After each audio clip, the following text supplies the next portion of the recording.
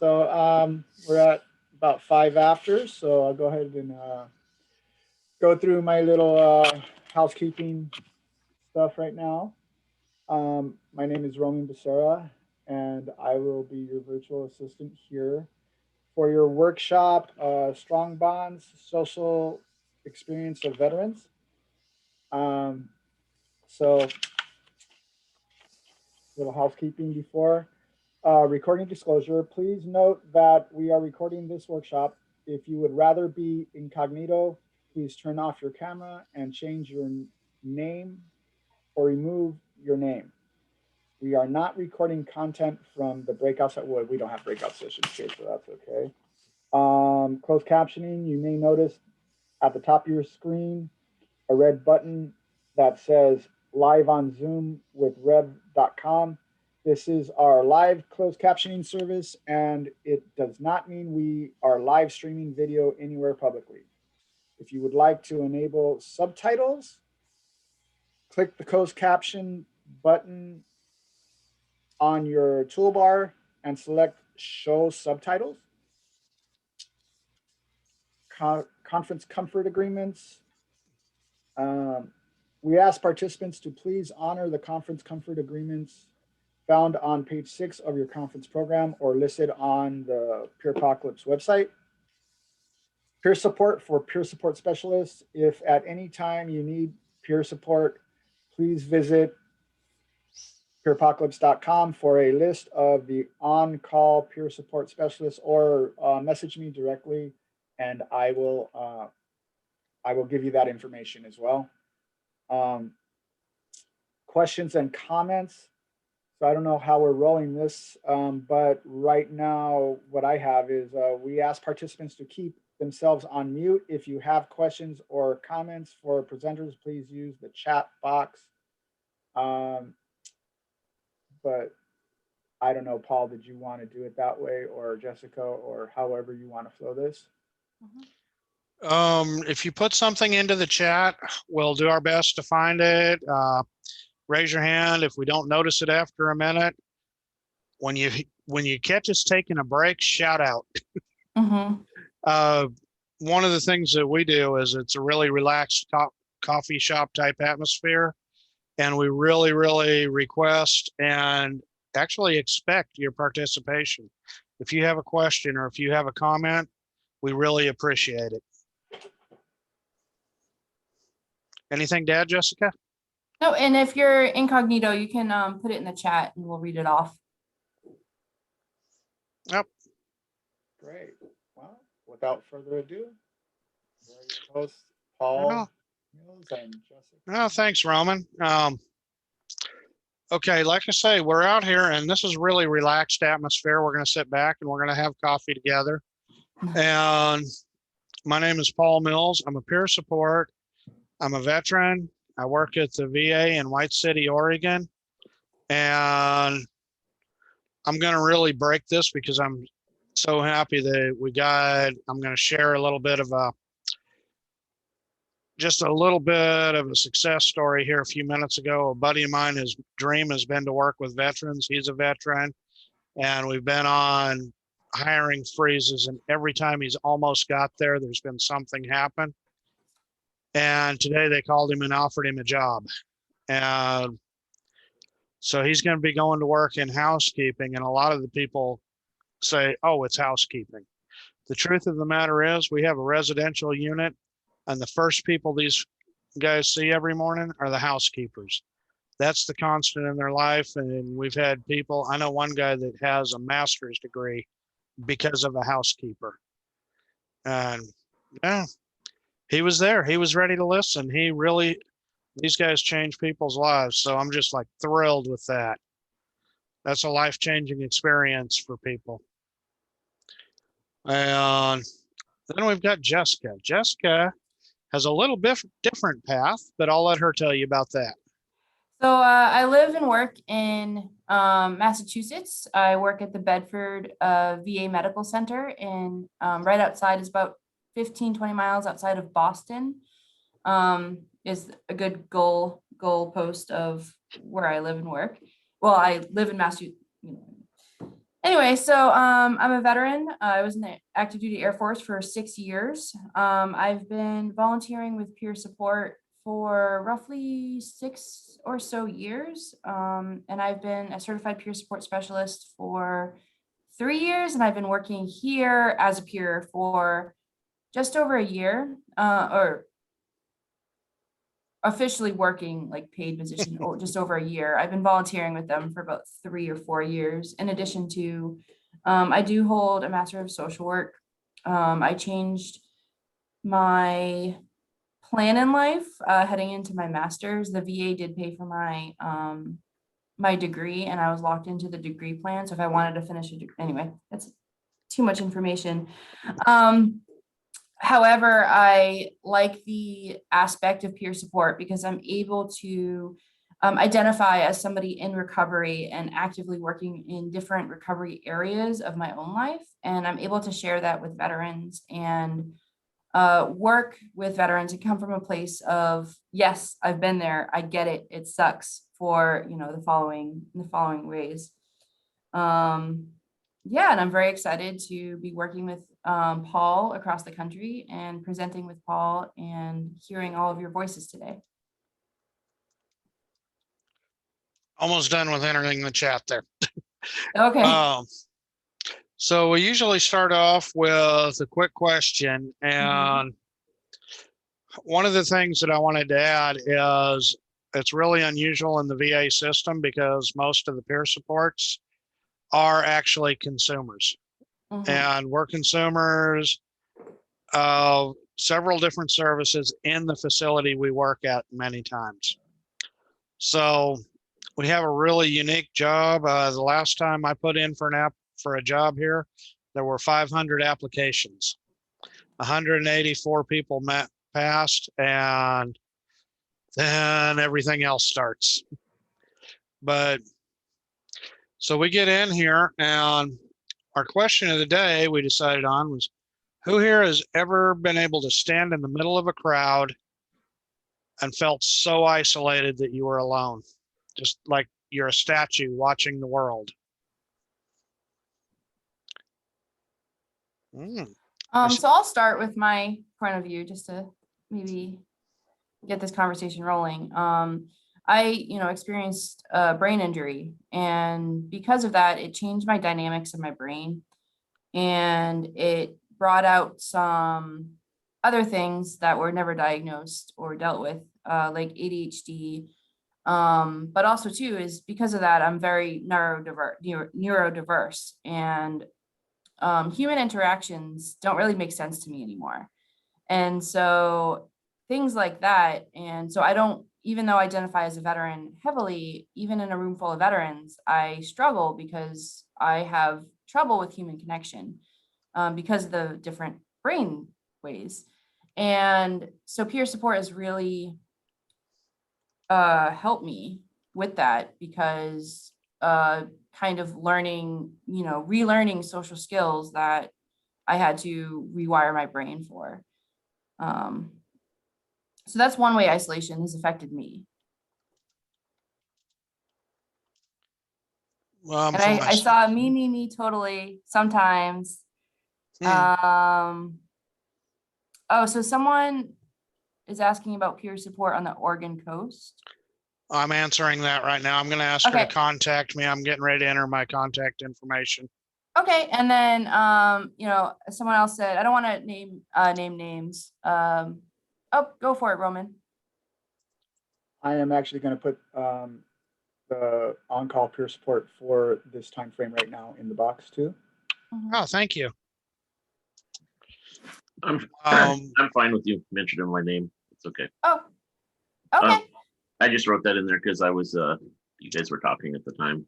But yeah, every time I'm in the crowd. Yeah, do you want to expand on that, Jay?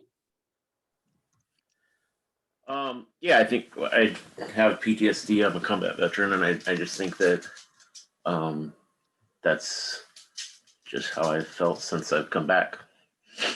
I used to I was also in the Air Force for 6 years, and back in the early 90s, the thing to do was to go to the malls, and so I'd go with the guys and would hang out in the malls and would go to the clubs or whatever. And but I can't do that now.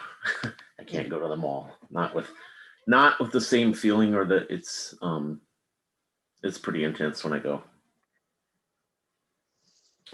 I can definitely relate, Jay. A little bit of my story that I'm working through right now is I was actually behind the old Iron Curtain, and I won't say it's secret squirrel, but we were very highly scrutinized by people you see on TV and acronyms you see on TV, and they were following us.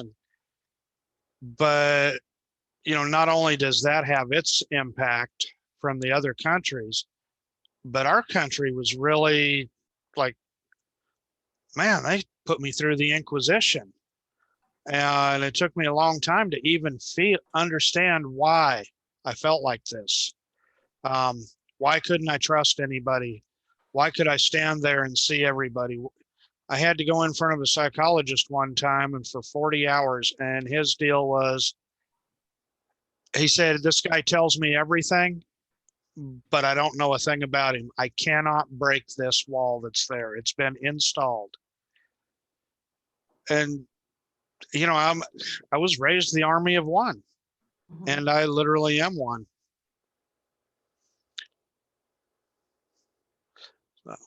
And Cedar Hills is looking for peers to support their inpatient veterans program. That's a great program.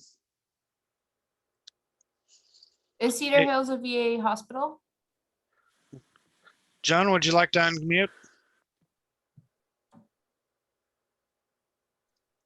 Good morning. Good morning. Cedar Hills Hospital is a psychiatric facility that has an inpatient PTSD program. It's cutting edge and it's doing great. It's doing great work. And I think they're looking to add peers. You can contact Michael Sorensen, and I'll put that in the chat. Oh, thank you. And they really are a great program. We actually work with them quite a lot. That's great. Yeah, everybody up there should know White City. We appreciate everything they're doing. So John, so I have taught myself to be okay in crowds on the outside because I recognize I need the social interaction, and do okay as long as I balance that with self-care. So I really like, that's a really good kind of bridge into what we're going to be talking about today. And I feel like that too. I identify and I tell people I'm a closet introvert. I appear to be very extroverted, but it takes a lot out of me.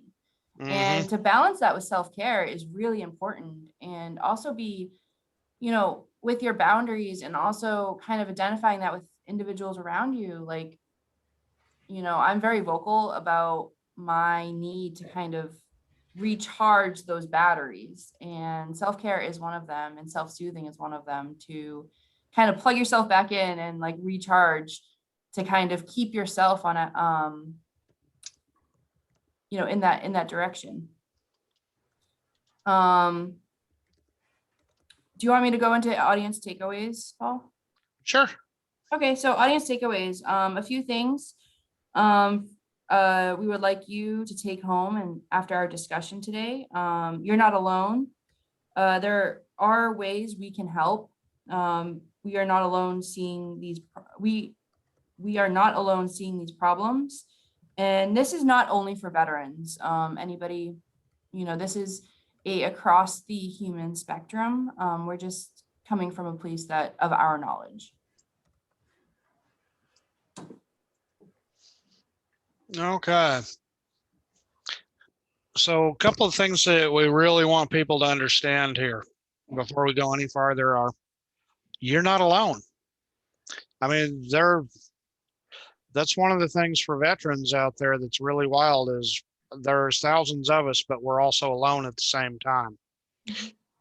And there are ways we can help. Sometimes this actually translates into the civilian world just as well, but sometimes it's just being there, just knowing that there's somebody that can listen. That's one of the reasons that veterans work with peer support with veterans in the VA system, is we have this automatic connection, and we may not have ever been anywhere near. We might have been thousands of miles from where another veteran is, but we have a common bond. We spoke about this a lot yesterday. And we're not alone seeing these problems. The whole world is waking up, and we're seeing these people that are isolated, including us. And the programs that I have been working on were created from people going out, getting their dreams, and then they walk home to a apartment and watch the walls. I mean, that's deadly, especially to veterans and especially to anybody with any trauma.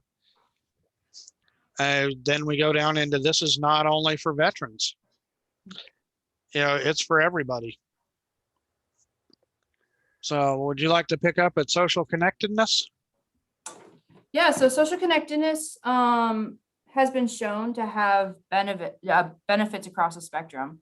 The US has declared prior to COVID that loneliness is an epidemic, and it's more deadly than heart disease. It feeds into a lot of different areas. My computer's fritzing out. I apologize. Is more deadly than obesity. It has more impact on mortality as smoking, 15 cigarettes per day, and it also impairs mental health and physical functioning, and it predicts severity of depression and suicidality. Social connectedness also improves mental health.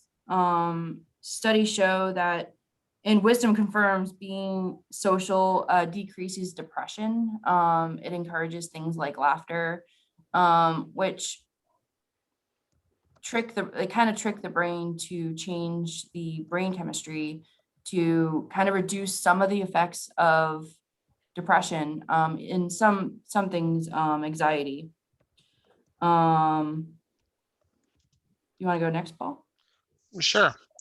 I've been actually over here talking to John a little bit. We may have a job opening soon in the area for peer support. So trying to, get my little flyer out there for some good cohorts. Real quick. So Carolyn, so I'm sorry, I mentioned names, but why the lockdowns of the virus? This is the worst of the whole epidemic, socially isolating. Yeah. Yeah, and that's agreed. Like, we're going to talk about that later, as well. Is a lot of people have experienced, additional isolation in terms of being in quarantine or different areas of the US or the world.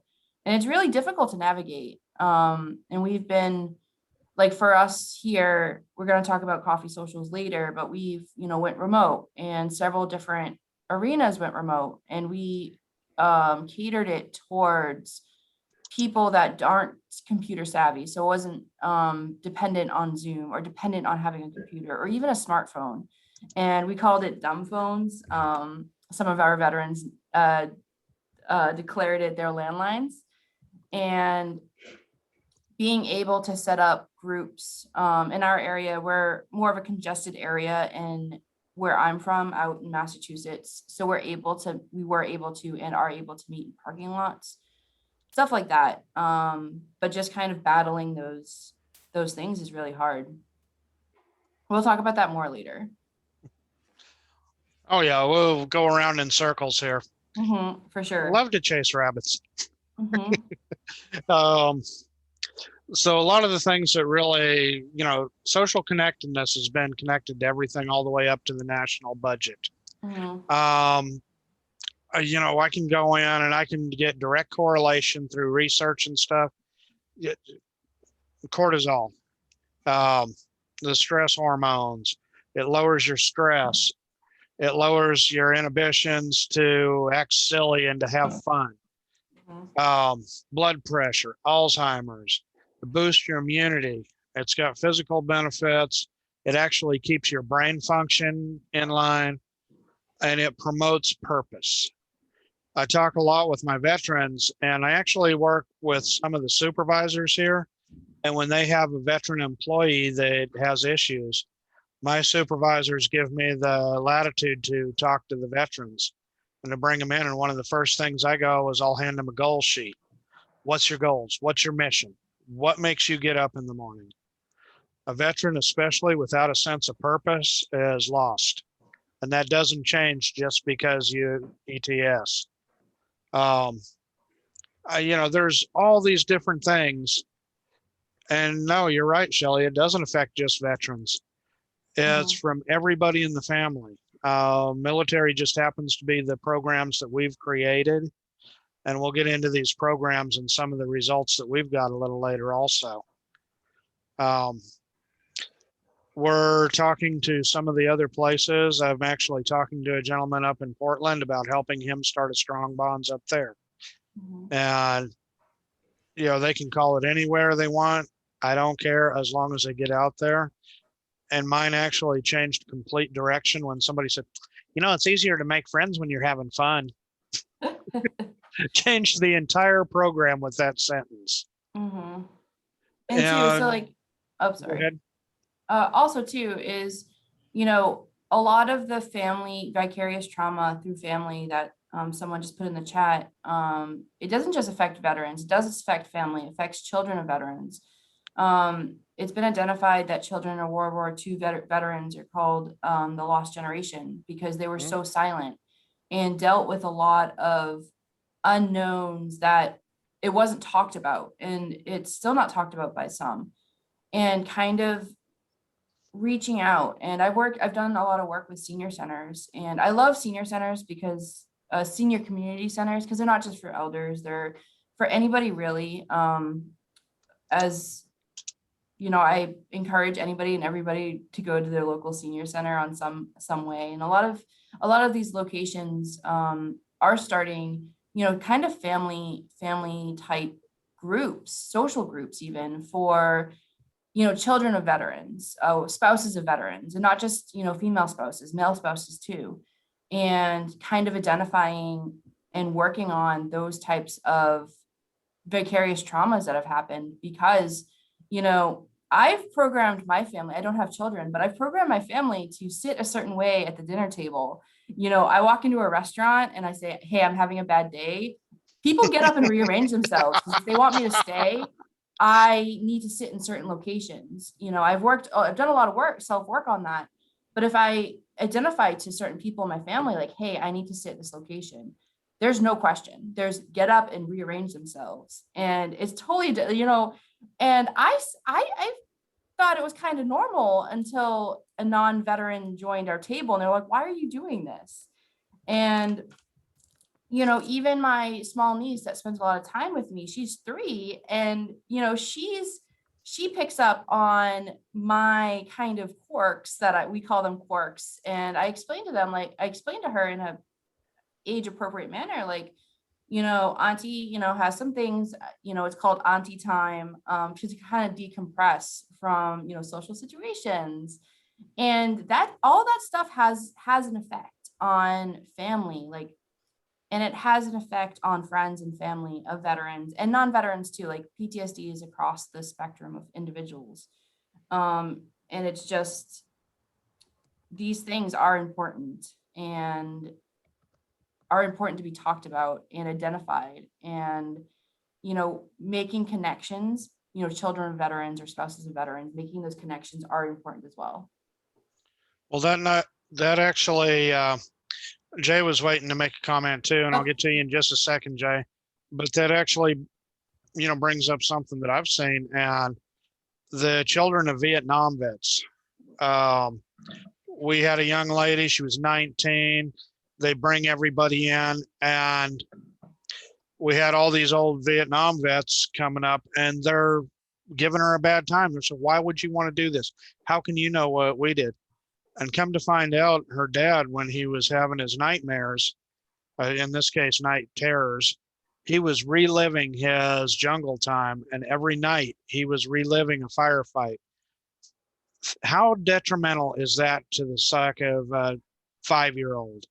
To wake up and hear their dad screaming about bullets flying and bombs exploding every night. And she actually had come in and she had secondary trauma from this. And I saw a lot of old tough vets in tears that day. And it's more because they had never realized the damage that they were doing to their families. Jay, you had a comment? Yeah, I was just going to agree with both of you. I come from a long history of military family, and my wife, her father was a Marine Vietnam veteran, so similar thing that you just explained she went through. But I'm a supervisor, and I've hired a lot of people who their father have been in the military, and I can always tell who they are. Either they show up 15 minutes early, and it's either they've been in the military or they're children of someone from the military. 15 minutes, they're right on time if they show up. So, Yep.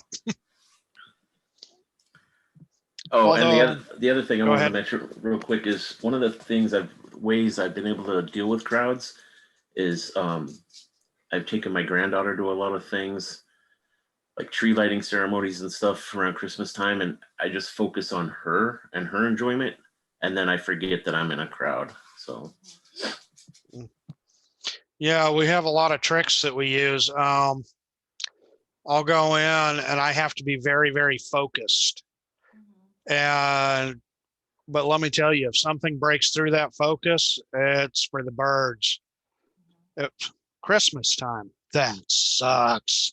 Going into Walmart, nope, gotta go. And I can laugh about it now, but at that point, it's not laughing. And John mentions up here that he's working with the first responder community, and I agree, there's a lot of similarities. And there's actually a lot of veterans that are in that community too. All of our law enforcement, when you go in to walk this walk, and when you come in and you see this on a day-to-day basis, we celebrate the successes, but at the end of the night, we go home and we live with the blood.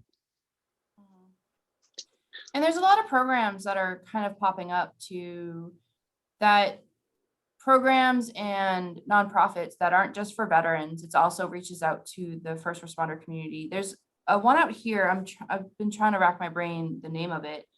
On the East Coast, it's Battle Mines something. So they provide a lot of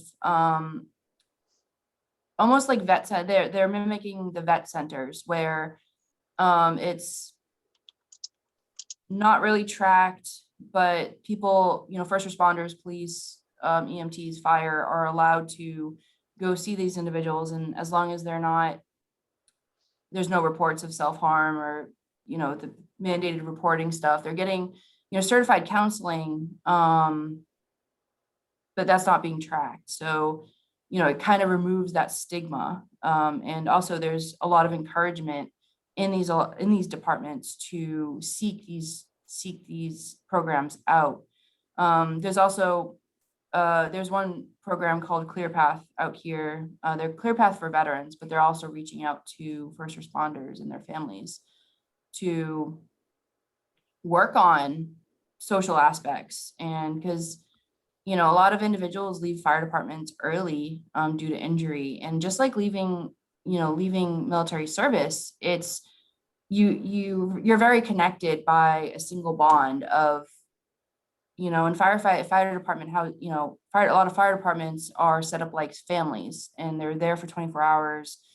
And they're in the same cohort, and suddenly they don't have that anymore. And they might feel more socially isolated because they no longer have that, that bridge into that family network. And it's really hard because they're also might be dealing with an injury that ended their career early. So it's a career change.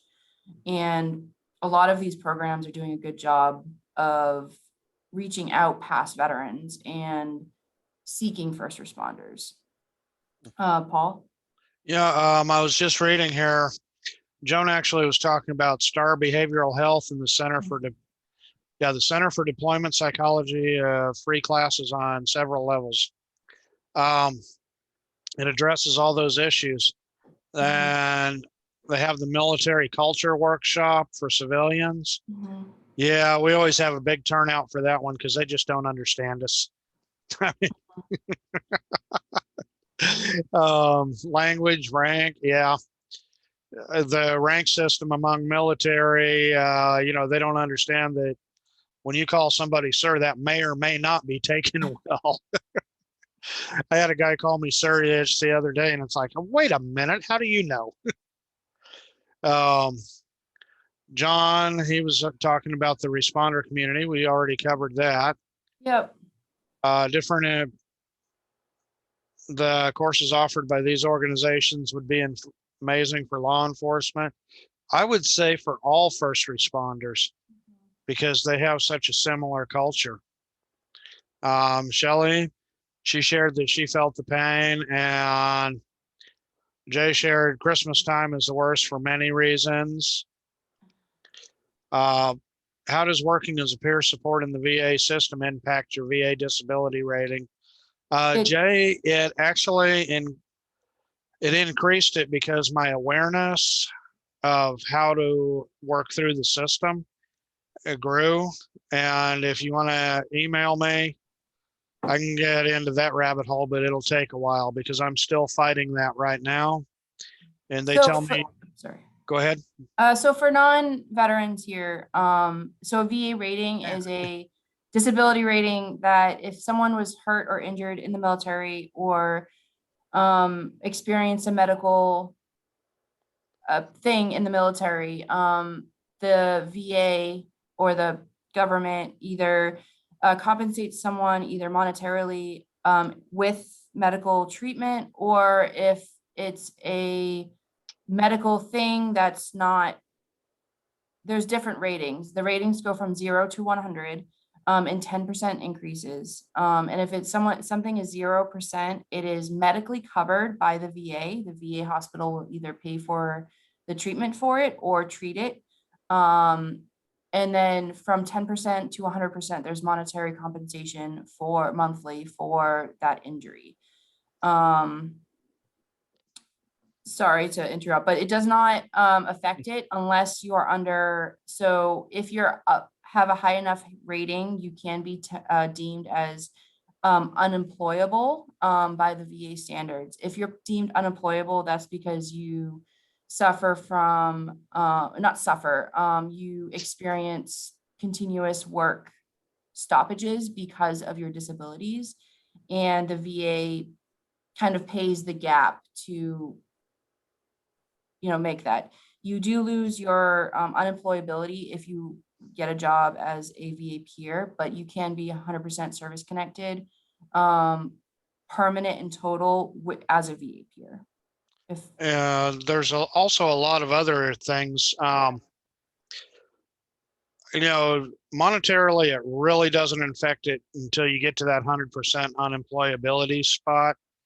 And at that point, it's probably better if you're not doing anything that they depend on you. But like actually having the service connection and working here has been really good for me because my supervisors understand it. I was working in the civilian world, and let me tell you, they did not understand me. I did not understand them. And there were times that I was ready to go out and I was so close to my breaking point that I had to leave. Here, if something happens, I'm actually allowed to excel by the lack of rules. It's like, okay, you need a minute. We got this. Or, we probably shouldn't do this and you probably shouldn't.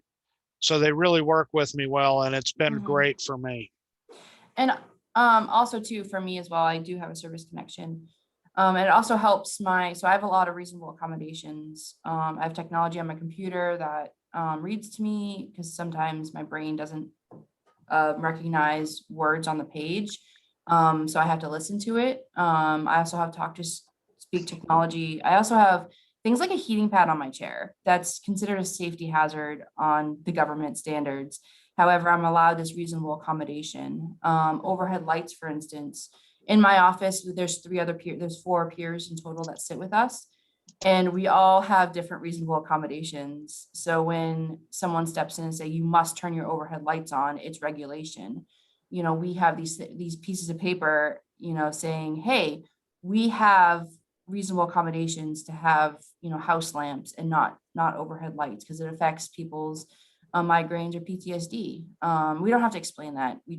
I'm explaining it for you guys, but we don't have to say that to not people not in our train. We don't have to declare, and getting the reasonable accommodation is a little bit easier in the federal system because I have, you know, service connections. Yes. Okay. Yep. So Now I've been looking down here, and I think we're going to have a lot to talk about just kind of after we show the PowerPoints. Do y'all want to take a restroom break now, and we'll come back and start up with a couple of PowerPoints? And the PowerPoints are actually describing individual programs that were started on opposite sides of the country, but they mirror each other in the social aspects. And we found each other and decided, oh, we should, you know, do some things together. And that's how I met Jessica. So break sound good to everybody? Okay, between 5 and 10 minutes, okay? No need to log off or anything like that. No, Oh, yeah. yeah, stay on, just get up and do your business and Yeah. Yep. come back. Turn your camera off if you want to. Good. So Paul, caffeine addiction used to be in the DSM. You might be able to get a coffee pot for that. That's a good idea. Reasonable accommodation. That's awesome. I don't know if it's still in the DSM, but it used to be a long time ago. You know, there is a few things about military. We are very good at defining rules. We follow the rules, absolutely, but we define them. Exactly. Yep. Okay, I'll be back in a minute.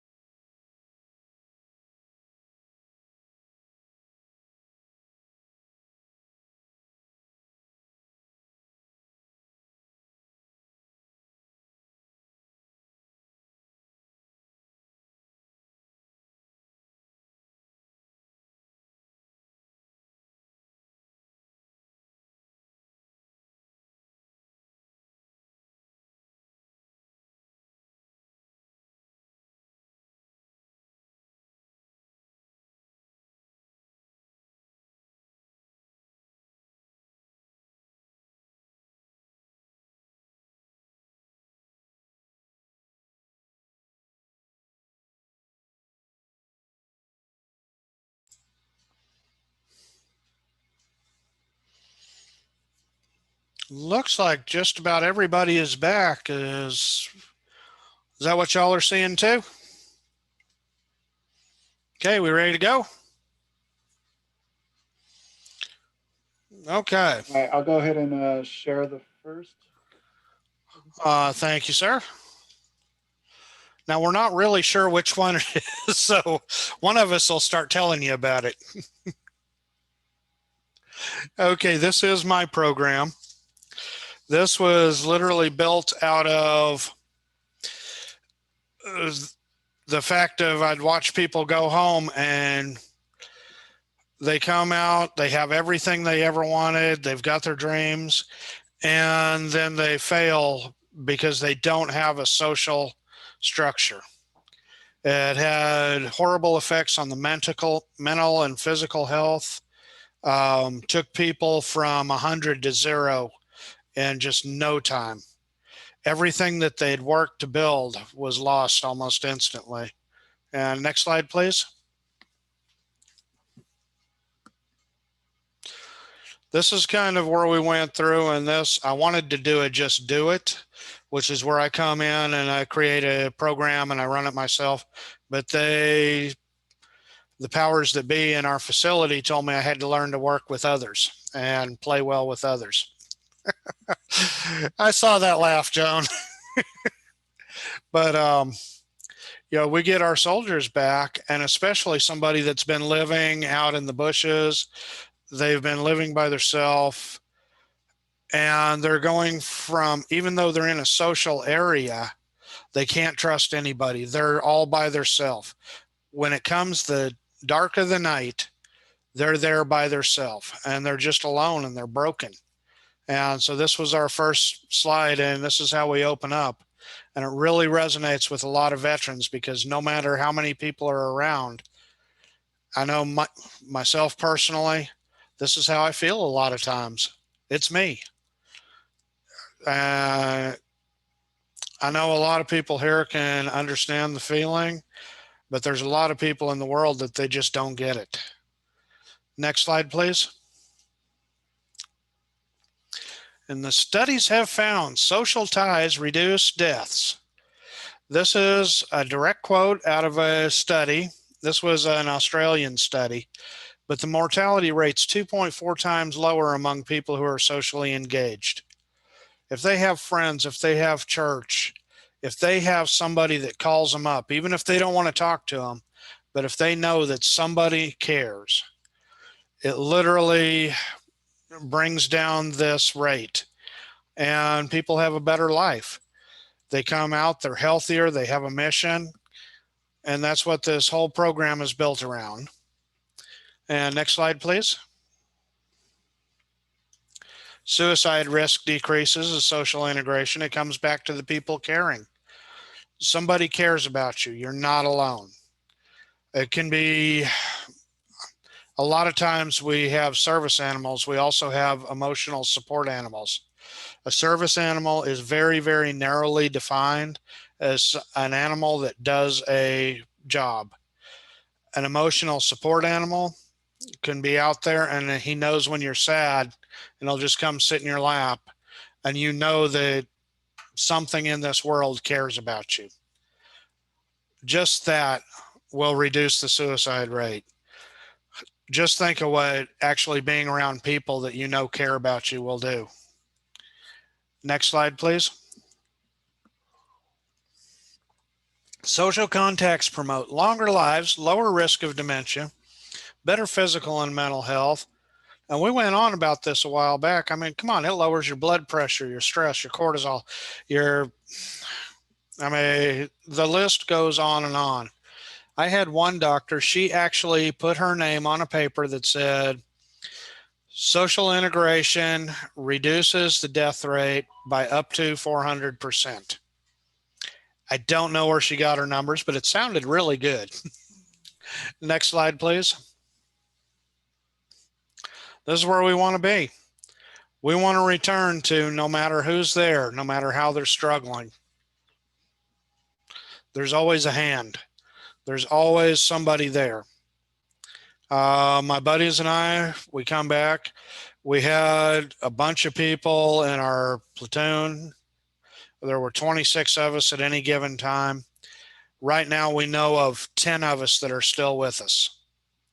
It took us a long time to find each other because when we got out, it was Persian Gulf. It was the original Desert Storm. We didn't have Facebook. We didn't have social media. So we lost touch and now we're regaining. And every month on the 22nd, we come back and we make sure that we connect, even if it's one sentence. People are literally by name, you're called out. Dude, you see this? Get on here. Let me know you're okay. And we've had guys, I had a guy call me. Haven't seen him in 10 years. Dude, this is what's going on. Dude, do you need me to get on a plane? What's up? That's literally what we want to go. Thanks, Jay. It's still in the works, and wait till we get over to Jessica's program. We started separate places and we came together. Next slide, please. This is what I foresee. You'll have to excuse the artwork. I've changed it since. And, we deal with mental health all the time. We have great mental health at the VA. We're actually expanding it so more people have access to it. The physical health, we have access to that. We're hoping to be able to open it up so that more people actually have access to it because there are some very strict guidelines. The mental health, that's really opened up. People that come in, if they walk in, they can at least be seen. It's still got a lot of holes in it. But we always left it at those two things. Social health, I personally feel, and a lot of the people that I work with, that's like the missing element. And we got to figure out how to put this in here and how to bring it back. I remember growing up, we had a coffee shop that we always went to. Every Saturday morning, man, we were at the coffee shop. You ought to hear some of the stories. I was able to somewhat recreate that and bring a bunch of veterans together. And I heard fish stories. We had a 6-inch fish turn into 4.5 feet. It was great. They were just having fun. The energy, you can feel the energy even from outside the room. You know that something positive is happening. Next slide, please. So by working with all 3 quadrants, we create whole health. And whole health is actually another program that we work with within the VA. And we come up and whole health, it literally addresses the spiritual, the physical, every part. But I didn't see it actually specifically calling out social health. And I'd like to be able to change that. And it's going to be an uphill fight because they've got their little sticker and we're going to have to change their sticker to encompass all of that. That's a work in progress. Next slide, please. So here's what I really want to see is I want it changed until strong bonds can be changed with any program that you want, as long as it's social. Coffee socials, birthday socials, I don't care. As long as it gets people together, having fun, not talking about work, not talking about this or that, just talking. I went to a suicide awareness march. The whole time we sat down and we had this dinner and stuff. And I looked around and everybody was sitting alone. Come on, that's not healthy. I got up and I probably ticked a few people off because I went to grabbing people and, hey, you need to go here. You need to go here. Come on over. Let me introduce you to this person. And all of a sudden you could feel the energy and the noise in the room increase. And it was all happy noise. These people weren't isolated anymore by that one act. And, we need our base. And I agree with the comment that was made just a minute ago that the base isn't necessarily mental and physical health. I believe that it starts with having a reason, and a reason starts with social inclusion. This reason is a big part of why we joined the military. It's a big part of why we continue within the system and why we reach out to other veterans. So next slide, please. And strong bonds, it was just made to promote quality of life. We go out, we get social, and your quality of life improves. If you have the choice between sitting there and going, oh, I feel miserable, I think I ought to go to the doctor and find out, or going out to a picnic with a bunch of people that are going to yeehaw and give you a bad time and you get to give it back, which one are you going to have more fun at? The doctor's just going to give you a pill. So next slide, please. Existing groups that we had at the point in time that I made this, we had team building groups, trust building groups, social bonding groups, and recreational opportunities. These are all on top of the VA's groups. The VA has groups for everything. When you sit in the room with a veteran, well, with a group of veterans, and you hear the same story again and again, and the same poor me's, and the same, this is what happened, it gets old. And at the end of it, you don't want to go, so you make an excuse not to go. I know I do. The team building, we're working on a team building here. They've shut us down because of COVID, and our team building was supposed to be tomorrow, and we were going to rent a boat for all the peer supports, and we were going to go out and see who could catch the biggest fish or catch the smallest and turn it into the biggest. Didn't matter. We have trust building things for our peer support.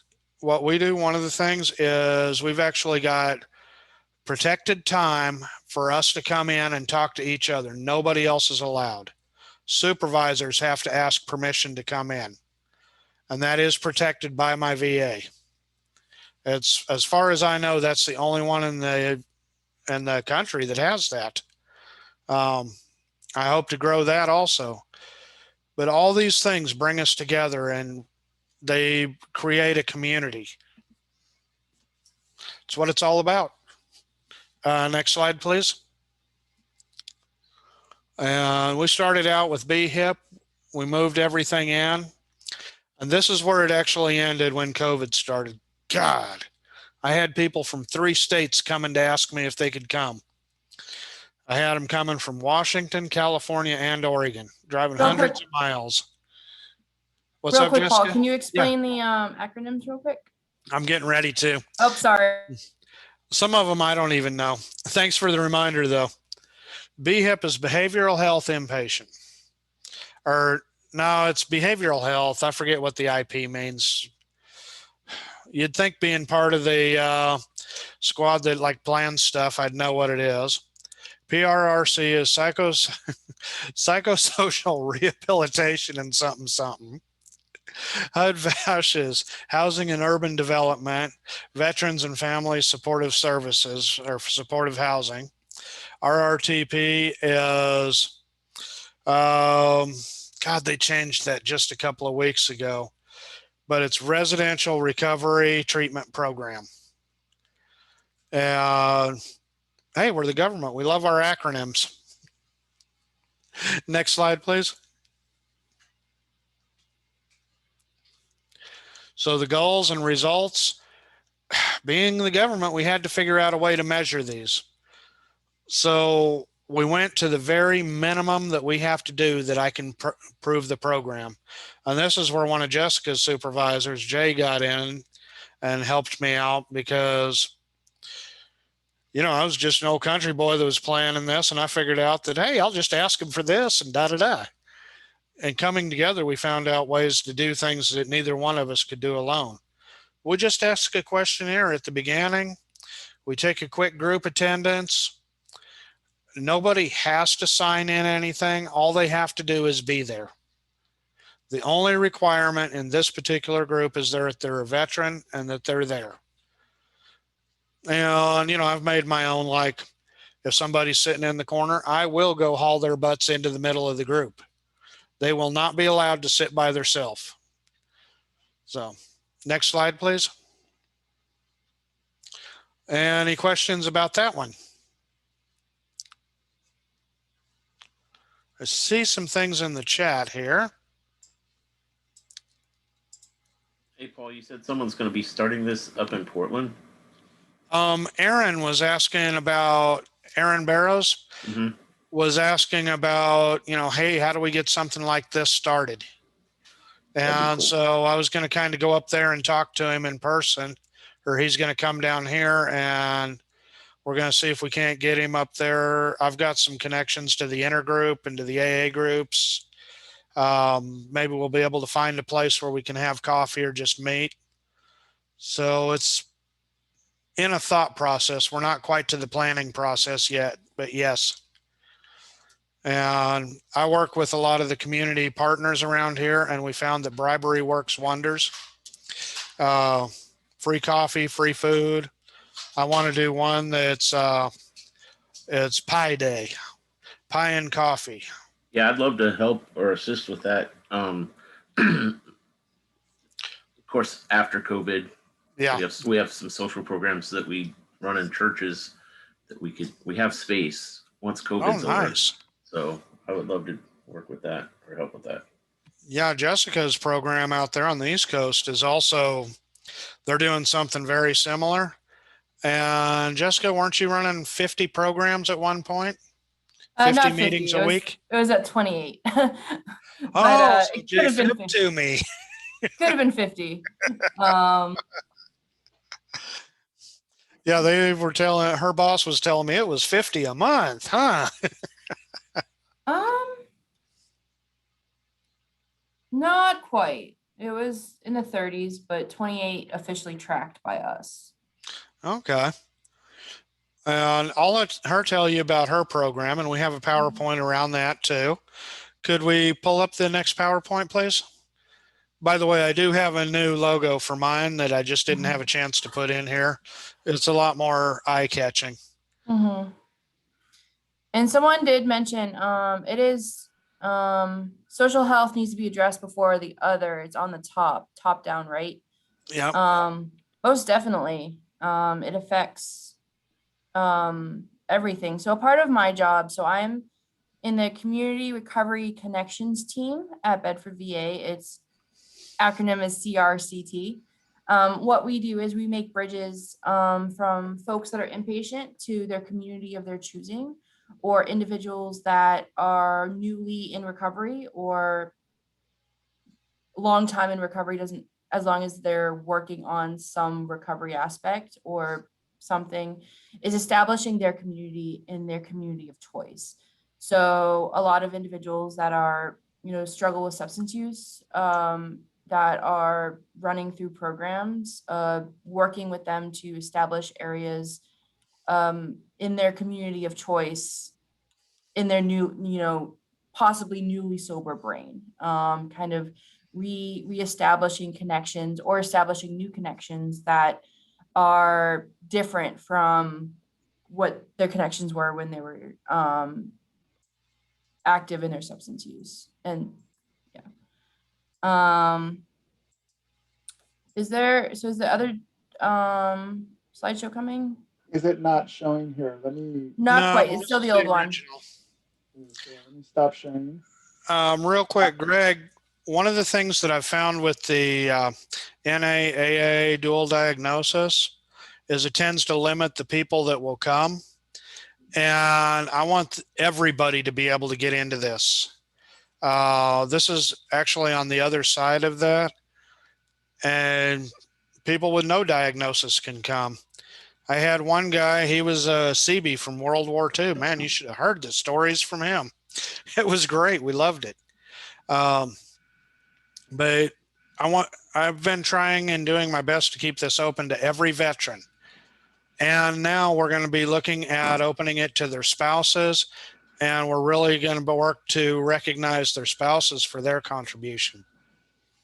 It's amazing. I think I used to run a group with our program that we let a lady come in that was a spouse and her father was a veteran.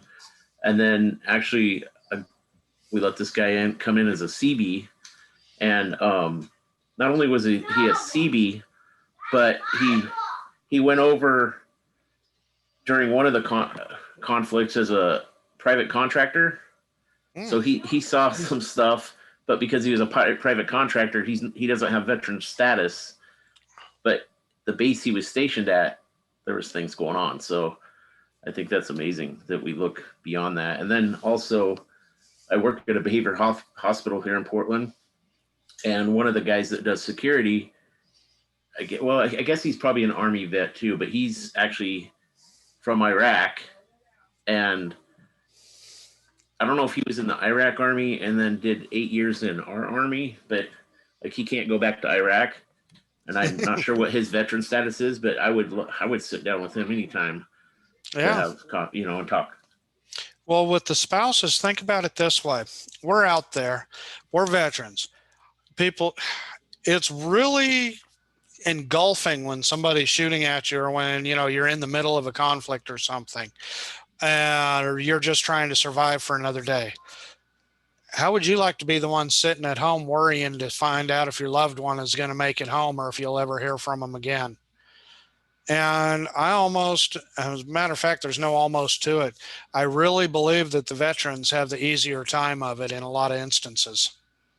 Not only that, when we get back, then they have to deal with our shit, right? Sorry, I cussed, but my wife, okay. We've been together 30 years, and like I said, her father was a Vietnam vet, a Marine, and he'd go down and talk to guys who were having flashbacks and stuff, and so her whole life she's been around it, and so I think she needs a medal.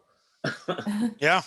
But also too, like partners that meet spouses, or not, partners that meet spouses, or partners after the person's considered a veteran and outside military service. Like my partner, he's not a veteran, and he's had really no exposure to veterans prior to fairly recently with me. And I'm the whole package when it comes to, night terrors and, sharing some of my stuff with him. He's not horrified, but he's like, you did what now? So it takes him a little bit to be like, what? And kind of having that discussion, and some of that, bringing other spouses into the room, or, other veteran voices into the room, and say, this is normal for us. This conversation is normal for us. And kind of identifying that with the partners. And like, I make it a point when I'm in a room with other veterans and my partner's with me, to kind of find the other spouse so they can connect in that way. And we're not married, but like we might as well, like we're anyway, but still like classified, I make that necessity, because like he experiences a lot of stuff. Like we call them Jessica's nighttime shenanigans, because you never know what you're going to get at night. And I don't remember any of it. So he's having conversations with other people like, does your spouse do this? I didn't know that was a thing, and it's just like having that conversation. But even socially. So is that screen showing now? Yes, it is. Thank you so much. Okay, yeah, I just wanted to make sure. Yep. Thank you. So we kind of split up the thing. So funny story is I made these slides a few weeks ago and I don't remember making them until yesterday. And we changed the direction a little bit yesterday. So you're going to get some slides are going to be the same. I'm just going to overview a few things. Slide, please.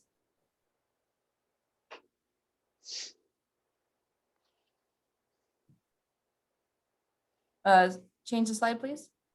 He's trying. Oh, there it is. Okay. Thanks, Roman. Again. So slide, please. Again. Slide, please. Yep. So this is just an overview. Just what we've been talking about overall. So I've been a consumer of veteran coffee socials since almost the beginning. I started attending veteran coffee socials in 2016 when I met my now boss at a local veterans event, and I was very new to therapy. A peer specialist actually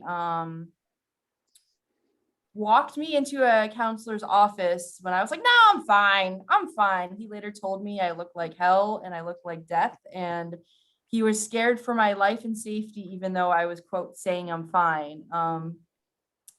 And about a year after that, I connected with the veteran coffee socials. When I met back up, I was working with a peer support specialist as a consumer, and the person was like, come out to this coffee social. You just moved to this local area. And I was like, okay. And I went to this coffee social, and it was, for veterans and family members and spouses. And it's not considered a group. It is not tracked by medical records. There might be attendance at some locations, but it's just a coffee social for a specific time at a specific place each week or each month.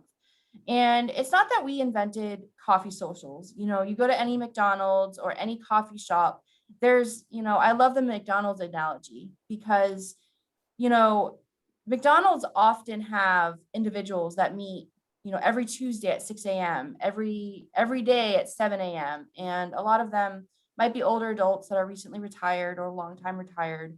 And they're just there for social engagement. My wife kicked me out. My wife kicked me out for the day. I have to go find things to do. And people naturally visit.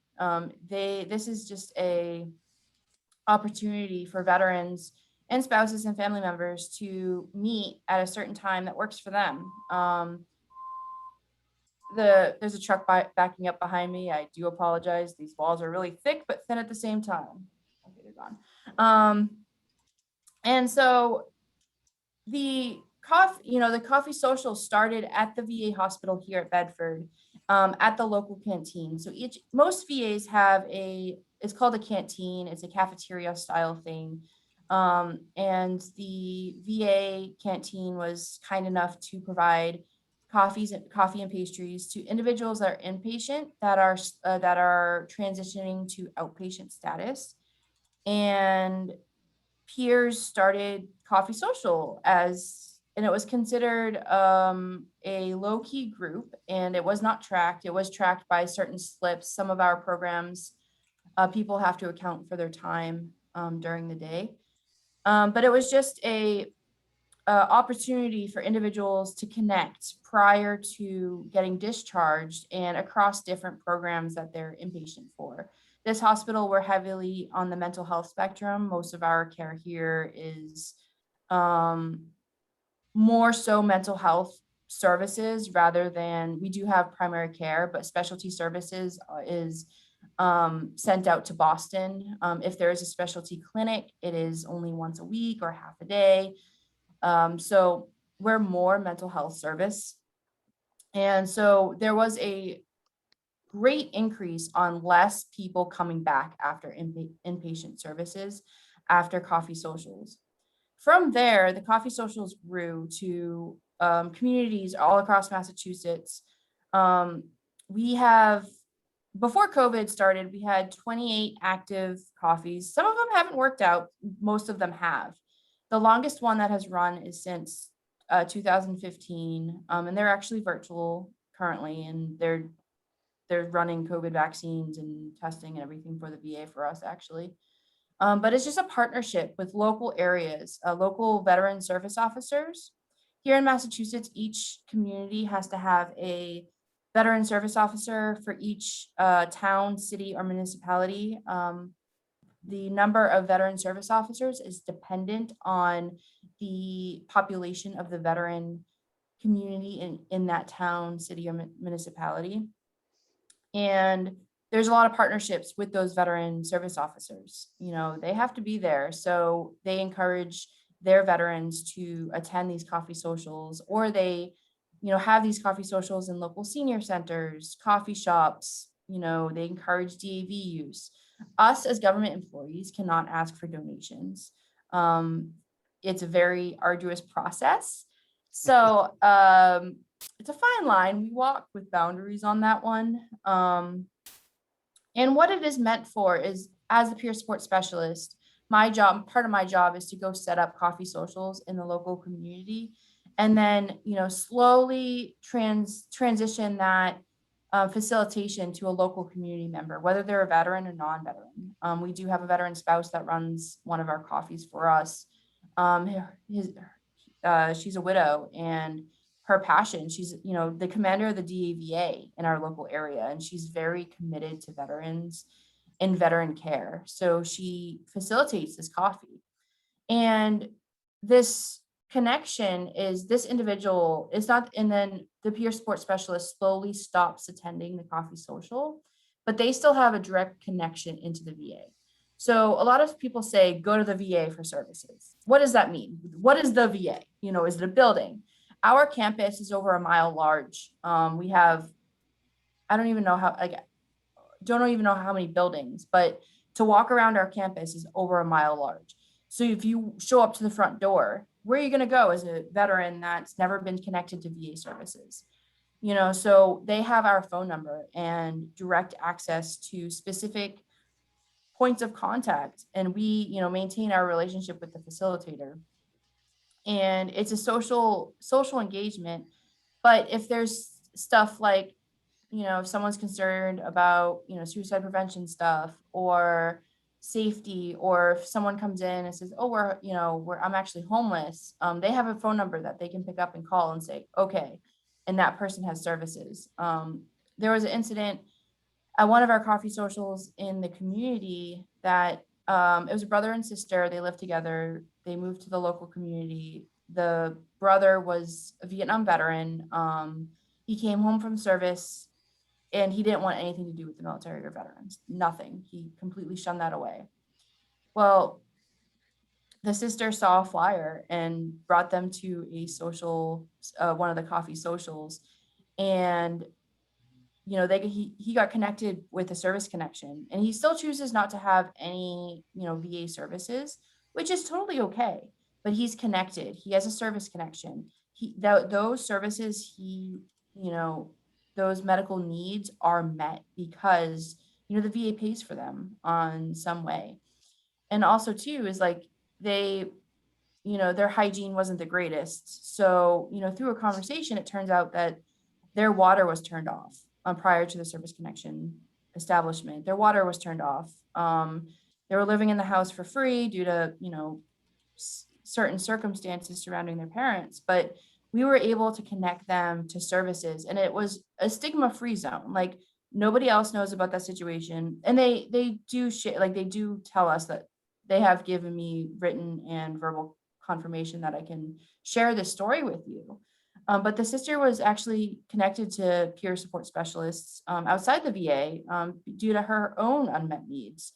And, you know, these things, these veterans are able to connect to a network of their choosing, and through a coffee social that they attend. And it's low risk. You know, someone can attend. Like, when I was first attending, I didn't talk to many people.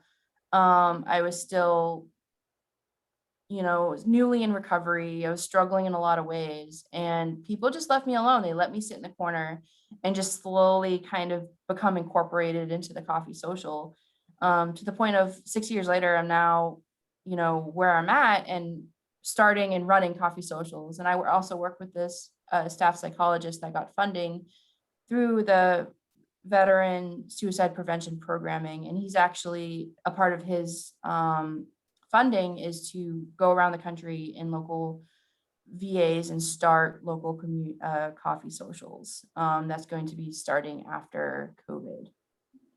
Slide, please. Okay, one more slide.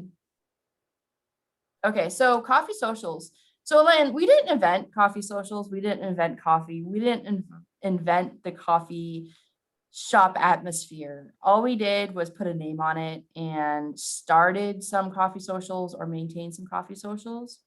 So veterans in the, you know, I really like this imagery because veterans in the community are the coffee, and pouring them through coffee socials. And through coffee socials have actually started third and fourth tier activities through coffee socials. So people show up once a week for 1 to 2 hours a week, and it's great. You know, they have a connection. They, you know, we have whole binders worth of hundreds of people's candid remarks, like coffee socials have saved my life. Like I, had, a little bit of trigger warning here is people, I've worked with have had, highly, high suicidality and had a plan and intent. And, they, as a last ditch effort, they attended a coffee social and made that social connection and just enough to maybe change that projection of their life. And we've gotten responses of this I'm sorry, Paul? Oh, that's okay. I was going to chime in too. One of the other things that you haven't mentioned is our uniques. And uniques have a very special meaning to us because it's a veteran that hasn't been touched by the VA before. And it's somebody that is not aware that these are available, not aware that there are other people out there suffering. They're still suffering by themselves, and they're not aware that they could get services. They just happen to stumble on or whatever, and we're able to reach out and help somebody that was suffering. We've also got about 5 minutes before we hit time. Oh, yes. So uniques are really interesting too, because uniques is directly tied to funding. So uniques actually in our VA here in Bedford, in a 2-year calendar year, not calendar year. So our fiscal year runs from October 1st to September 30th. So for 2 fiscal years, peer support specialists had more people enroll and actively engage in services than the entire outreach department in this area. We get paid a lot less than them. And it was shocking to the leadership that we A, track this, and B, were able to have people not only sign up for VA services, because that's not the goal. It's the goal of accessing services. And they were shocked. And there was actually there was a number a few years ago, like we brought in to this hospital, we brought in funding in the hundreds and thousands of dollars, breaking it down for incoming money from the federal government of services that we've been able to provide. And, coffee socials have also expanded. There's healthcare services, recreational activities, community service. There's groups that get together because of the coffee social, because they met at the coffee social, they get together and they clean up a patch of the highway, not the highway, but a main road, or they work with veteran organizations in the local area. Also like bowling, walking, things like that, fishing activities. So these things have all been attributed to coffee socials in our area.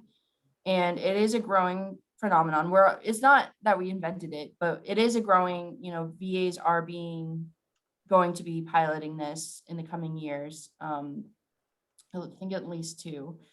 So it's really encouraging and really great because, we can meet veterans that aren't ready for VA services, aren't interested, but they get it. We get it because we do have that veteran peer support connection.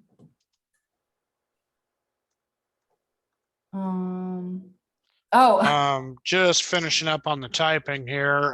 Yep. So aftercare. So Cedar Hills Veteran PTC aftercare. So yeah, so sometimes we work on things like social skills. So individuals I work with, because I'm neurodiverse and have had to be forced to learn social skills, I'm a part of the social skills groups here. And a part of that is we assign people to go to coffee socials to practice some of their new tools that they're learning. But also aftercare, some individuals, like I had a really hard time in certain anonymous programs because I am young and I was, I stopped using substances as a young person, and I was very stigmatized when I was trying to join certain anonymous groups that weren't veteran. Long story. So like I had trouble with that in addition to my TBI. So I was socially inappropriate a lot of the time. So, the aftercare program is really important, and having that conversation and like saying, yes, like it works, it doesn't work, and it's not one size fits all. It's good. It's a no stress environment. I'm gonna also put my information into. I was kind of laughing at some of the comments Carolyn had. What a great way to get social connection, coffee socials. My group is vets without the coffee. It may grow if there was coffee, provide food, coffee, and they will come. It's like, and my return was, exactly, bribery works wonders. And it really does. I mean, just that one little extra thing, and all of a sudden you have enjoyment. You know, you have something that they can bond over, and it really gets people out there. The aftercare at Cedar Hills, that would be a great program to start. When we first started, way back when I first arrived at the VA here, we didn't have aftercare. And now if we could bring it up there, and especially with the virtual, because you guys are statewide, probably go into Washington and go into lots of different areas. So there's going to be a lot of people that can't actually get there. So yeah, I would actually do a hybrid on that, Joan. We're hoping to get to present next year at Parapocalypse, only in person. Yeah, hopefully we will be in person at Seaside, hopefully. Yes. Well, to tell you all the truth, I had four different seminars put in, 4 presentations, and they accepted 3 of them and then told me it was going to be virtual. It's like, oh man. I was planning on going to the coast. Yeah, we were hoping to be at the coast. We already had the reservations and everything, but I know. Yeah, I think the hotel actually, or the convention center or whatever it is, actually called it or something like that. I don't know, because we couldn't allow as many people. So yeah. It is what it is, but we're about out of time here. Anybody want to chime in?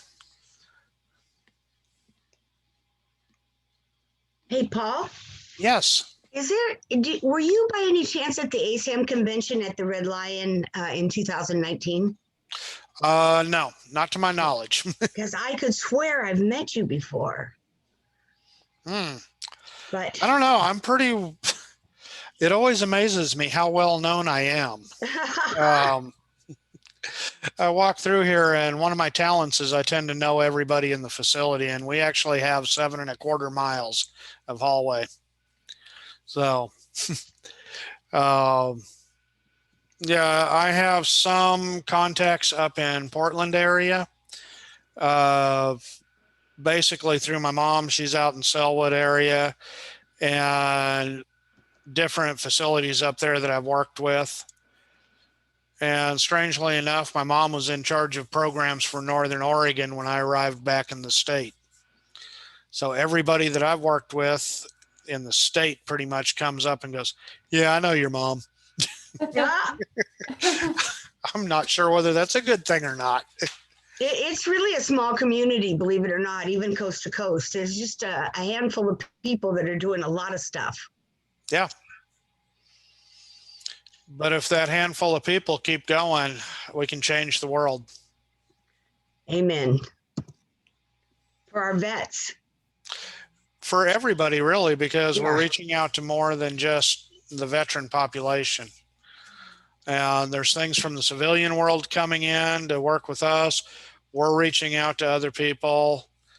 And the more that we can bring everybody together, the better the mental health and the physical health, and in this case, the social health that we'll have. Roman? Oh.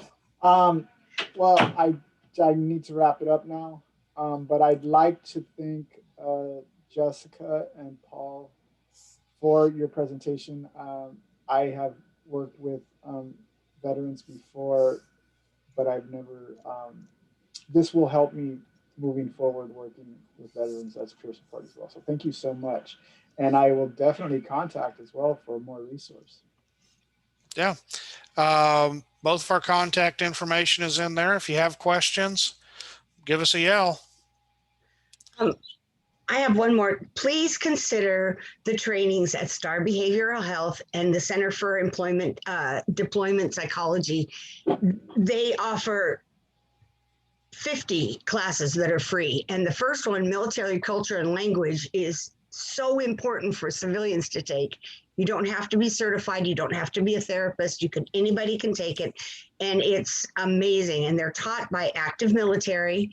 And you just get to know everything there. And Jessica, there is a whole 4-day seminar on traumatic brain injury. And that's amazing on how to work with them and how to question and even how to approach people when you're working with them. It's very trauma informed and they're free.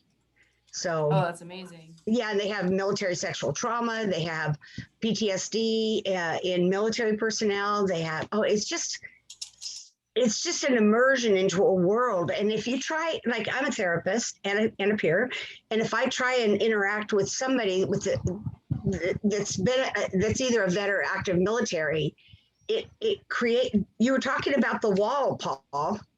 You know, how do you penetrate the wall? You penetrate the wall with language and knowledge. Yeah. And you can get that through these trainings. And don't forget, you don't have to have a degree to change the world. No, you don't. No, you don't. Yeah, we have We all more. have Go ahead. personal history degrees. We all That's have it. PhDs, personal. That's exactly it. Appreciate that, Greg. Thank you so much. I think Roman. Yeah, I got to wrap it Yeah, up. he's I'm got to sorry. go. Thank you so much to everyone. Enjoy your day. Have a great day. We'll see y'all a little later. Happy Take Safe care. Apocalypse. Thank you. Thank you. Thank you, everyone.